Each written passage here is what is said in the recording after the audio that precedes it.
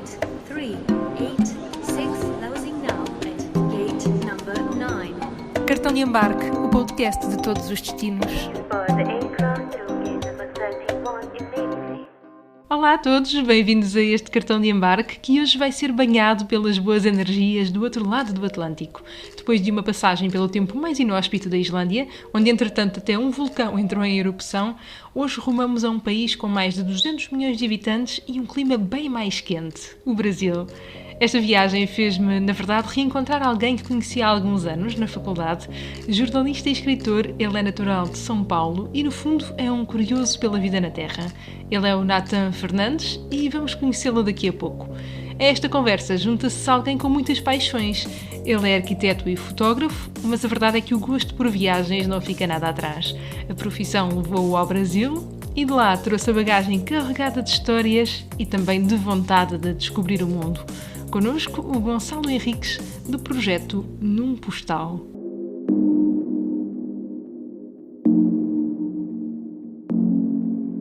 Fui muito influenciado, se calhar também por aquilo que eu fui aprendendo na história, porque nós falamos muito sobre a história e a cultura, pronto, da arte ao longo do tempo, desde a Grécia Antiga e essas questões todas menos. E pronto, e esta questão do querer saber e ver sítios novos e não sei o quê, acho que também me influenciou um bocado nesta coisa das viagens, embora é uma coisa que seja relativamente nova, porque eu, por exemplo, quando era mais novo, nunca fui influenciado muito pelos meus pais, só para teres noção, a minha primeira viagem, sem ser em escuteiros ou em família, foi tipo quando eu estava já no quarto ano da faculdade, em que fui a Barcelona.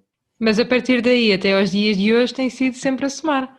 Por acaso não foi mais desde que eu fui para o Brasil, por exemplo. Pronto, também era aquela questão, eu nunca pedi dinheiro aos meus pais para viajar, mais por orgulho do que outra coisa, só que depois eu quando fui para o Brasil, pronto, descobri um mundo novo, porque eu posso dizer que eu saí do Brasil, porque eu estive lá há 7 meses, eu saí do Brasil a conhecer melhor o Brasil que a Europa. Apesar de pronto, já ter ido antes disso a alguns sítios. Mas pronto, o bichinho acho que foi mesmo depois disso, porque depois quando cheguei tive muito aquela coisa de aproveitar o tempo perdido. E então também viajei aqui muito pela Europa, ou para ir a lugares que já tinha ido, ou para visitar amigos, e fui querendo essas oportunidades. E aqui estou hoje, com muitos destinos na bagagem.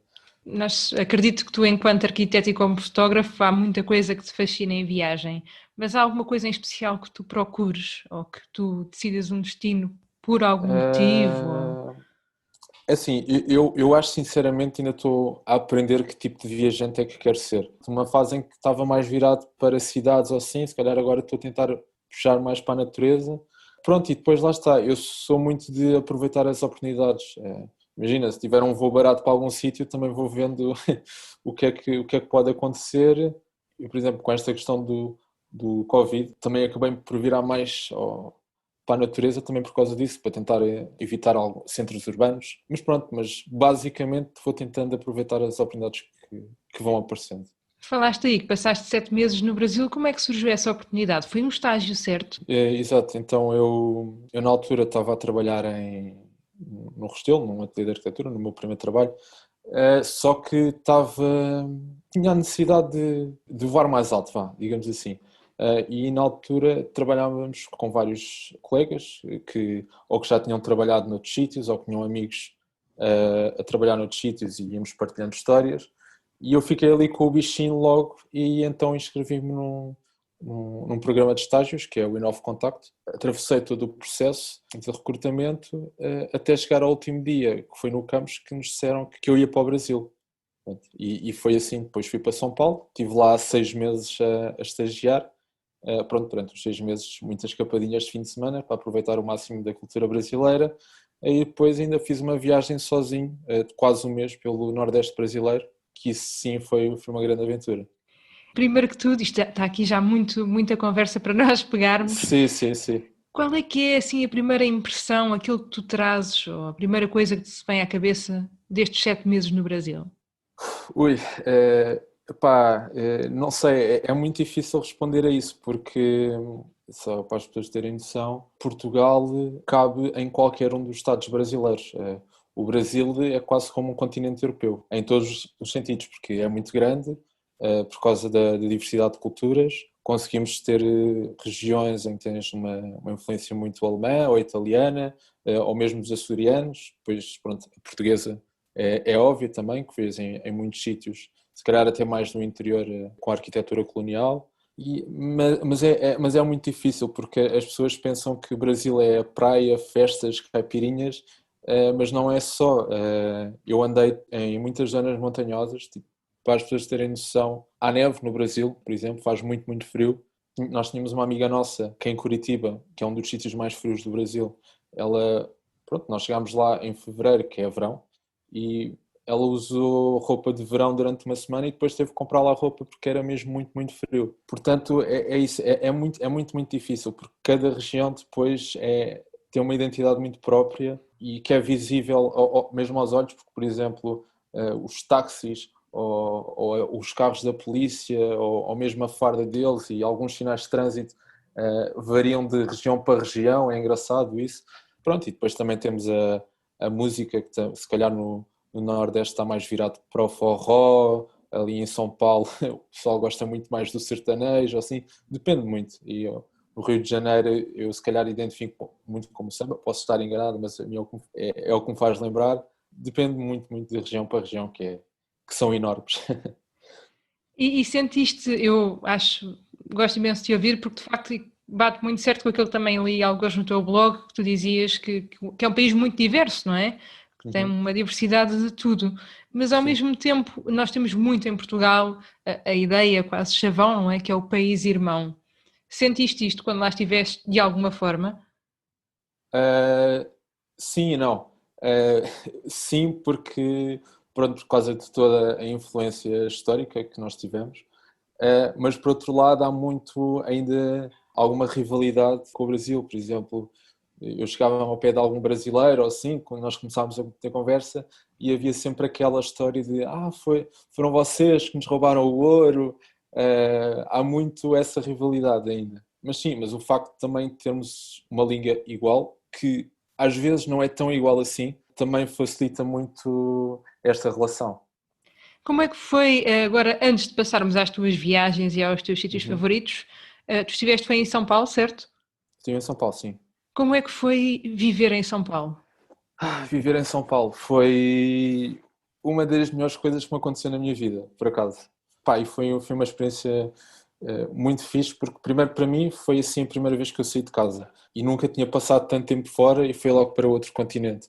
Pronto, e depois também o facto de estar ali sozinho também me habituou a ter de quebrar se calhar algumas barreiras que eu tinha e pronto, e a crescer também.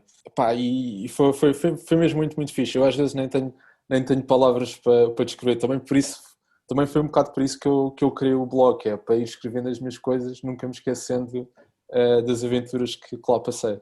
Como é que era se tivesses, agora esquecendo aqui um dia de estágio normal, mas se tivesses um Uhum. dia à tua escolha, assim o teu dia perfeito em São Paulo, como é que era? Então, o dia perfeito em São Paulo, para mim, tem de ser ao domingo, porque ao domingo a Avenida Paulista, que é uma das ruas principais da cidade, está fechada ao trânsito. É um dia inteiro em que as pessoas podem andar no meio da estrada, em que há imensa animação de rua, relotes de pessoas a vender coisas, desde comida, artigos de artesanais. E pronto, e basicamente é como se fosse um dia de festa e as pessoas estão tipo ali na maior, tranquilas, na boa, apesar de, pronto, São Paulo e o Brasil em geral ser conhecido pela insegurança que tem. Eu andava por lá e se calhar, e também ao fim de algum tempo já andava pela cidade e já me esqueci um bocado dessa coisa. E pronto, e se calhar diria percorrer a avenida, que é uma avenida de 3 km, talvez ir ao Parque Ibirapuera, pronto, e depois há toda uma complexidade de museus que se pode visitar, o centro histórico dentro das limitações que tem também é muito bonito. Sim, eu diria que estes seriam tipo os highlights para ter um dia bem passado. Apesar de, pronto, ser um dia em que se tinha de acordar muito cedo porque a cidade é mesmo muito, muito grande. Para alguém como tu, um arquiteto que está no Brasil a viver, não é? E que esteve lá durante 7 meses, ainda por cima, com funções na área, eu tenho uma grande admiração pelo Niemeyer. Sente-se aquela imponência do traço dele? Sim, bastante.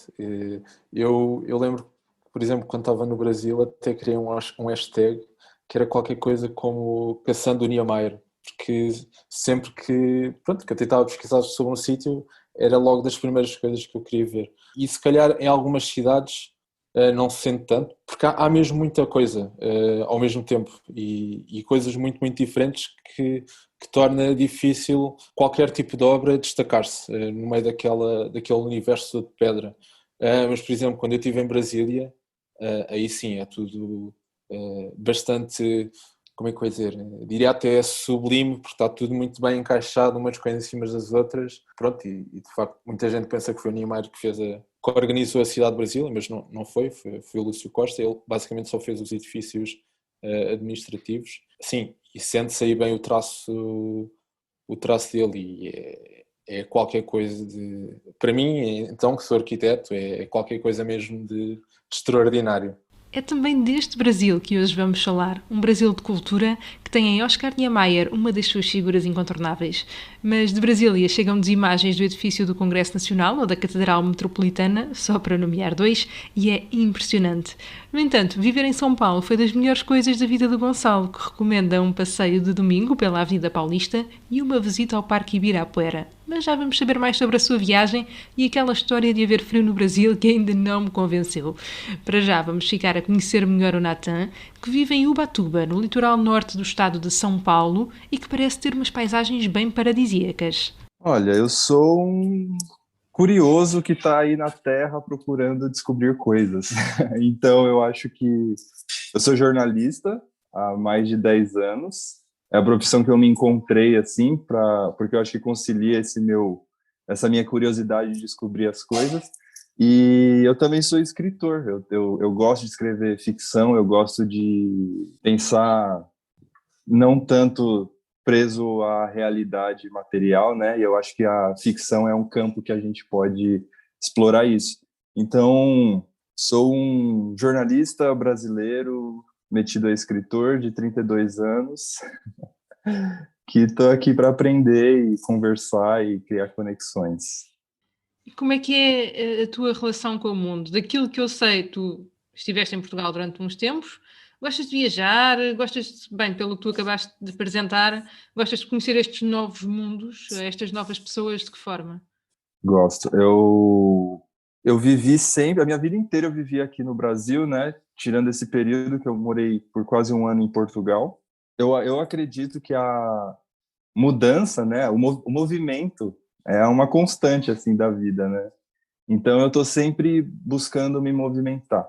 Há um tempo atrás eu conheci o Felipe, meu companheiro, e com ele a gente está desbravando o mundo juntos, assim, né? Ele que me trouxe mais essa questão de sair para conhecer os lugares. Eu sempre fui um pouco medroso, apesar de curioso.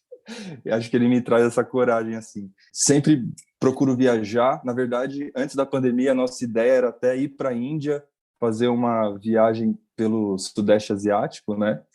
E com a pandemia a gente acabou não conseguindo.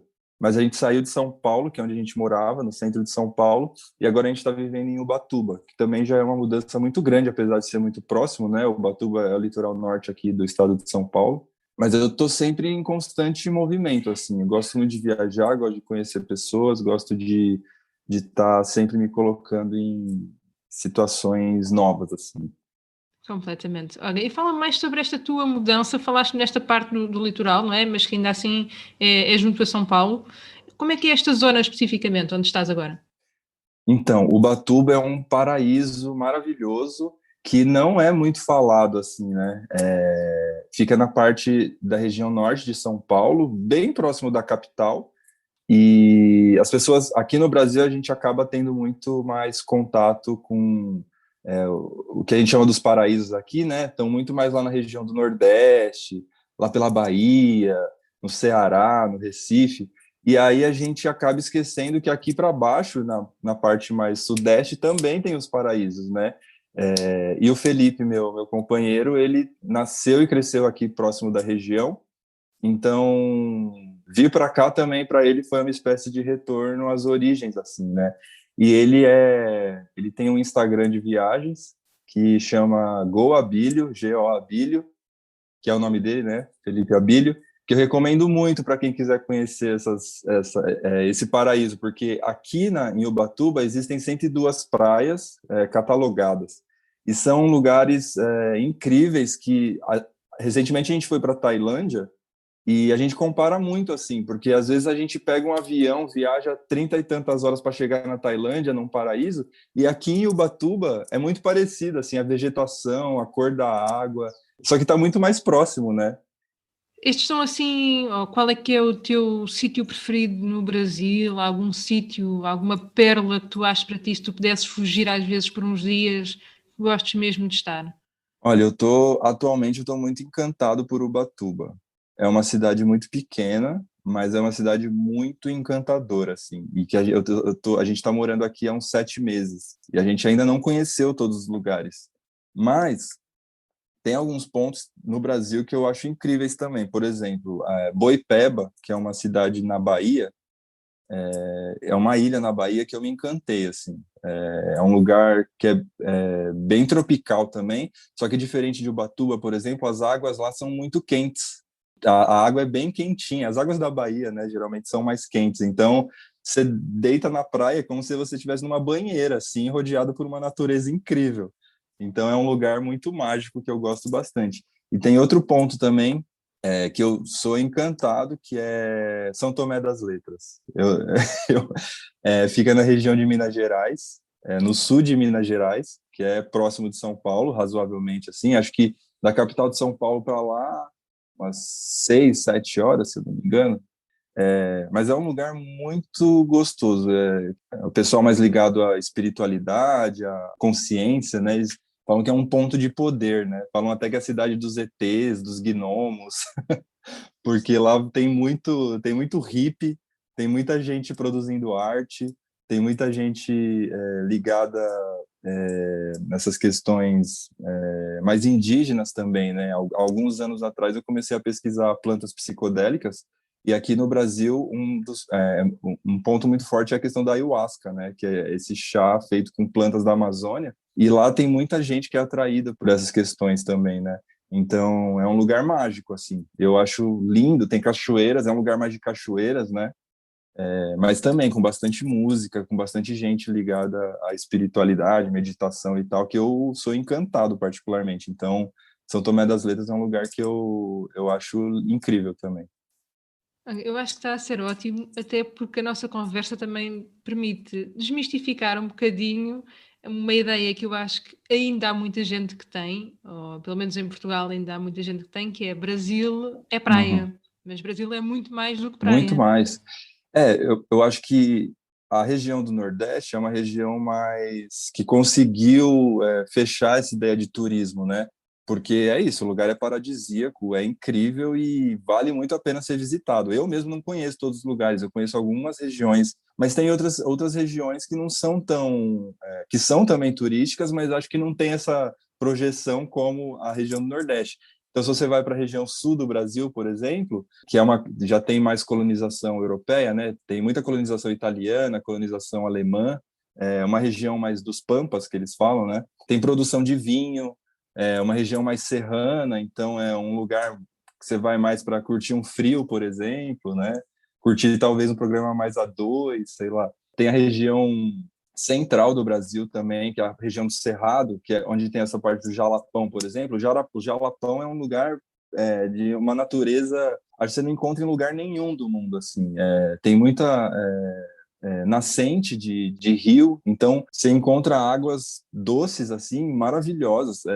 Tem a região da Chapada dos Veadeiros, que é uma região de cachoeira também, mais para a natureza, que também é muito parecido com São Tomé das Letras, porque atrai muito essas pessoas ligadas a questões da consciência e meditação, espiritualidade, que é uma região muito, muito, muito bonita, que as pessoas de fora conhecem pouquíssimo, mas que vale muito a pena conhecer. E recentemente, há alguns anos, eu conheci a região norte, que é ali do bioma da Amazônia. Eu fiquei encantado, porque eu não... Enfim, vivendo no Brasil, a gente sabe, né, que o Brasil é um país continental, né? Então, não dá para falar que só existe uma coisa, são várias coisas. E eu fiquei muito impressionado com a região da Amazônia, assim, porque eu não conhecia a cultura de lá. E quando eu fui para lá, eu fui para próximo de Santarém, eu fui para um lugar que chama, eu vou lembrar, mas é próximo ali da região de Santarém, do Pará, perto de Belém do Pará. É uma região incrível, porque a música é diferente de tudo, que é o carimbó, a comida é diferente de tudo. Eu achei um clima parecido, meio caribenho, assim, que é diferente do resto do Brasil e que é muito ligado com as questões indígenas também. E aqui no Brasil a gente está, eu acho que depois de muito tempo, né, de dos povos indígenas aqui terem sido massacrados e continuarem sendo perseguidos, acho que há alguns anos a gente começou a ter mais consciência e querer retomar essas questões de conhecer mais essas origens indígenas que fazem parte do Brasil e que durante muito tempo foram meio que apagadas, esquecidas, assim. E lá é um lugar em que isso está gritando, assim, sabe? Essa questão das nossas origens amazônicas, indígenas, né? Então, eu acho que vale muito a pena conhecer, porque é incrível, é maravilhoso. E aproveitava para te perguntar precisamente qual é que é a situação neste momento da população indígena, porque pelo que sei não está nada fácil. Nunca esteve fácil, né? Inclusive, eu faço alguns trabalhos com as populações indígenas também, né? O que eles dizem é que recentemente a gente elegeu um governo que é muito pouco preocupado com essas questões indígenas e que desde as eleições diz que quer acabar com os indígenas, quer acabar com as terras indígenas. E ele disse isso na campanha e conseguiu fazer isso, né? Em 2 anos de governo, muitas das questões indígenas estão sendo massacradas, assim, né? Felizmente, a gente ainda tem órgãos que pensam e trabalham em cima disso. Mas, com a questão da Covid, por exemplo, a gente vê muitos madeireiros, muitos seringueiros, muitas pessoas invadindo terras indígenas que tentam se proteger e que não conseguem. Então, infelizmente, a gente tem um governo que não está nem um pouco preocupado com isso, que pelo contrário, está fazendo de tudo para acabar com isso, que não valoriza. Mas, por outro lado, felizmente, também a gente tem as populações cada vez se empoderando mais, né? Aqui a gente tem a APIB, que é a Associação dos Povos Indígenas do Brasil, que ela é muito atuante, assim, e muito preocupada em defender a cultura, e também cada vez muito mais pessoas interessadas em conhecer a cultura, né? Recentemente, acho que um dos grandes nomes recentes que a gente tem aqui no Brasil, que falam muito bem disso, é o Ailton Krenak, que é uma liderança indígena muito forte, assim, e que ele traz essas questões mais ligadas à filosofia e ao pensamento indígena, que durante muito tempo, acho que foi tido como primitivo, né? A gente foi educado dessa forma, a achar que os indígenas eram primitivos, eram povos que não tinham educação, e felizmente está rolando mais abertura para eles próprios se expressarem assim, e para a gente conhecer essas filosofias, né? E acho muito, mesmo muito interessante falar nesta, quase como uma nova abertura, um novo interesse, não é? De ligar às raízes e de perceber o que é que se passa com a população indígena, até para que, a partir do que se passa hoje e do que se passou no passado, se poder mudar e ter uma nova atitude no futuro. E também relacionado com isto e com o que estamos aqui a falar, gostava de perguntar como é que tu olhas para isto tudo, como é que tu olhas para a situação atual do Brasil? E eu olho com muita preocupação, porque se a gente tivesse um governo um pouquinho mais competente, acho que a essa altura a gente já teria vacina garantida, pelo menos, né? E a gente vê que toda a preocupação do governo Bolsonaro e de quem está ali orbitando é muito baseado no que é bom para ele só, né? Ele quer se proteger, está pensando na eleição em 2022 e né, acho que isso ficou muito claro na pandemia, né? Eu fico muito preocupado, eu acho que as pessoas, no geral, estão muito preocupadas, porque não é só... É claro que tem essa questão mais prática, né, das mortes que acontecem, da perda de emprego, do dólar muito alto, das pessoas trancadas em casa, mas eu acho que isso tudo cria um clima de medo, né? Então, o Brasil... Tem uma imagem muito interessante que é na época quando Gilberto Gil, né, que ele foi ministro da Cultura por um tempo, e tem um vídeo muito legal dele na ONU, cantando e fazendo todo mundo dançar na ONU, aí você vê o vídeo, todo mundo dançando, e acho que essa imagem traduz muito bem o que era o Brasil naquele momento. Are you here? Are you there? Are you there? Yeah! Yo, yo! Yo!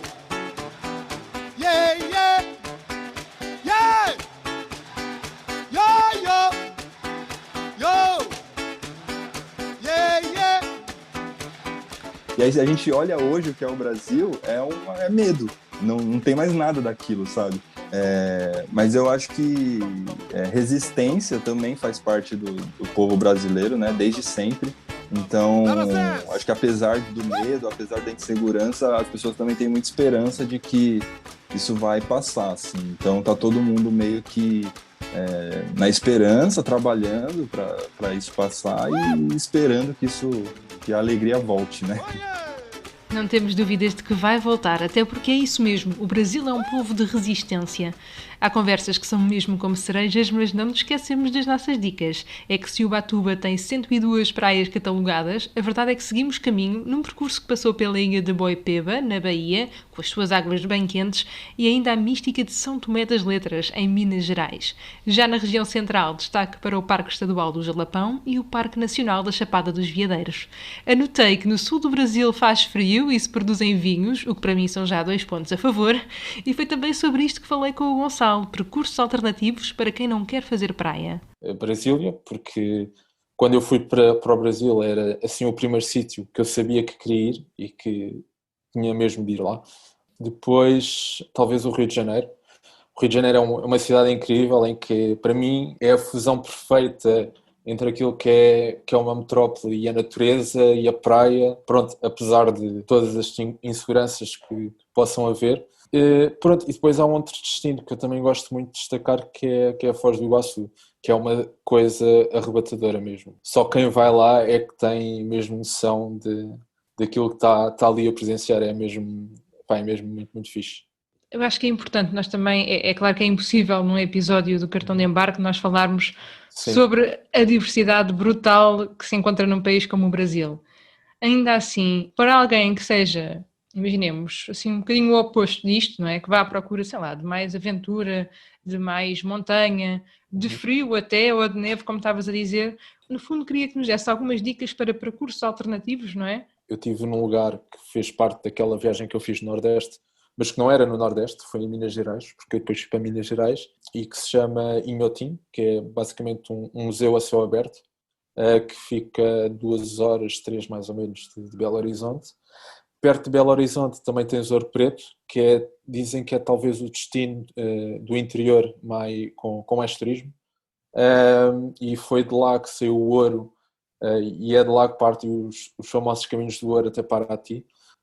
Há muita, muita variedade, que é ótimo. Disseste há pouco que no final do período de estágio, não foi? Fizeste cerca de um mês em viagem pelo Nordeste brasileiro. Como é que foi essa viagem? Basicamente, eu parti de São Paulo, apanhei um avião em Salvador e depois de Salvador fui até Fortaleza, passando por várias cidades e vários estados, e fiquei sempre em casa de alguém através do Couchsurfing. Depois de Fortaleza, apanhei um avião para Minas Gerais e fui a Inhotim e Ouro Preto. Eram outros 2 pontos que me tinham aconselhado e então aproveitei. E pronto, mas foi uma viagem que correu muito bem e pronto. E dei graças a Deus de ter conseguido atravessar se calhar alguns medos que eu tinha e pronto, e foi muito, muito fixe. E Couchsurfing no Brasil, recomendas? Sim, eles têm uma comunidade muito forte de Couchsurfing no Brasil. E depois há sempre aquela coisa, por exemplo, em Brasília, por exemplo, que foi no primeiro sítio onde eu estive, há muito aquela coisa, um amigo chama o outro chama outro amigo, e pronto, e às tantas há sempre ali alguém para ir beber umas cervejas ou para fazer uma grande festa. E depois eu fui recebido em lugares como um rei, que os brasileiros gostam imenso de receber. Eu até me arrepiei, por exemplo, quando estive em Salvador. Eu não sei se aquilo era uma favela ou se era assim, um bairro mais pobre, mas eu estava em uma casa de uma família, que eles eram 5, que eram um casal e 3 filhos, e fui com um dos filhos com quem eu falei. E eles basicamente tinham um quarto para os 3 filhos, um quarto para os pais, e mesmo assim ainda arranjaram um espaço para eu ficar lá em casa deles. E este tipo de histórias são estes tipos de histórias que eu guardo com grande satisfação. Olha, e o que é que me tens a dizer sobre a cozinha brasileira? És um fã? Ficaste fã? Como é que correu lá durante este tempo? Eu por acaso não é que não seja fã, mas Pá, basicamente, a cozinha brasileira tens arroz e feijão e depois varia muito de sítio para sítio. Por exemplo, eu estive em São Paulo, que dizem que é dos melhores sítios para se comer no Brasil. Mas não é comida brasileira, porque há muita multiculturalidade gastronómica lá. Por exemplo, dizem que é dos melhores sítios para comer sushi fora do Japão, por causa também da forte influência japonesa que eles têm lá. E depois, pronto, aquilo que eu guardo do Brasil, tens, por exemplo, a comida mineira, que é muito boa, aqueles estofados de carne que são incríveis. Tens também a mandioca, o açaí. No Nordeste provei também, por exemplo, o acarajé, que é um bolo de feijão. Pronto, e depois lá está, isto depois varia muito de região para região. Brasília, Rio de Janeiro, Foz de Iguaçu, Inhotim, o maior museu a céu aberto do mundo, e ainda Ouro Preto. Foi assim que o Gonçalo nos ajudou a compor o nosso leque de sítios a visitar. E porque é impossível falar de Brasil sem falar de Carnaval, é o Natan que nos explica que Carnaval não é só sambódromo. O Carnaval de verdade faz-se na rua. Não, eu acho que o sambódromo é a menor parte do carnaval, assim, apesar de ser o mais conhecido, ser um espetáculo da terra, assim, que eles falam, né, um espetáculo mundial. Acho que isso é uma vitrine, assim, para o que realmente é o carnaval, né, porque o carnaval de verdade acontece na rua. A gente associa muito a putaria, a curtição, dança, mas o carnaval é uma festa política, na verdade, né.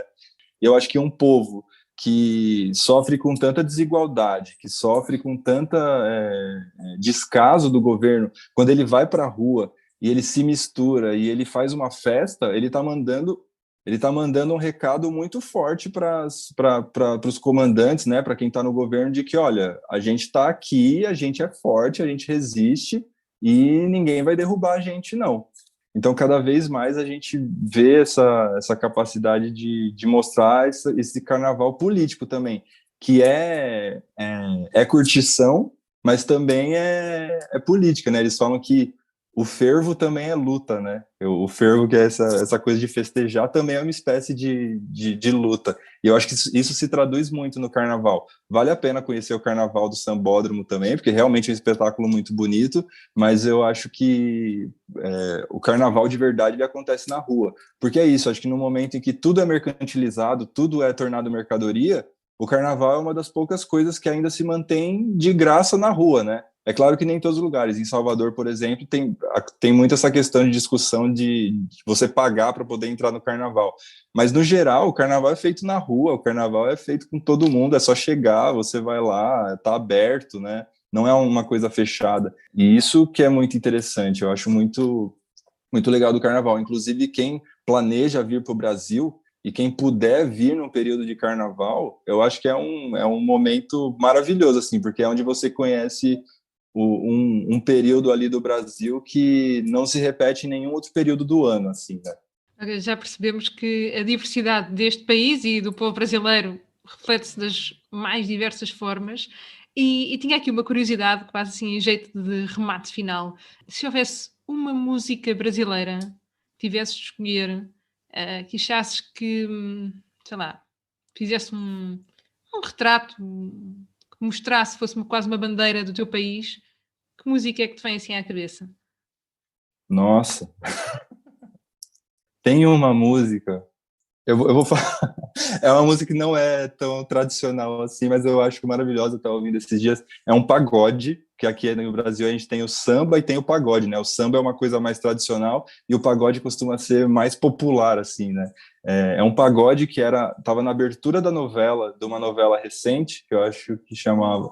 Esqueci o nome da novela, é uma novela recente que estava aí, que é um pagode que eu acho que traduz muito esse espírito brasileiro de esperança e de alegria, assim, porque ele fala, ergue essa cabeça, mete o pé e vai na fé, manda essa tristeza embora, pode acreditar que o novo dia vai chegar, a sua hora vai chegar, alguma coisa assim, né? É linda essa música.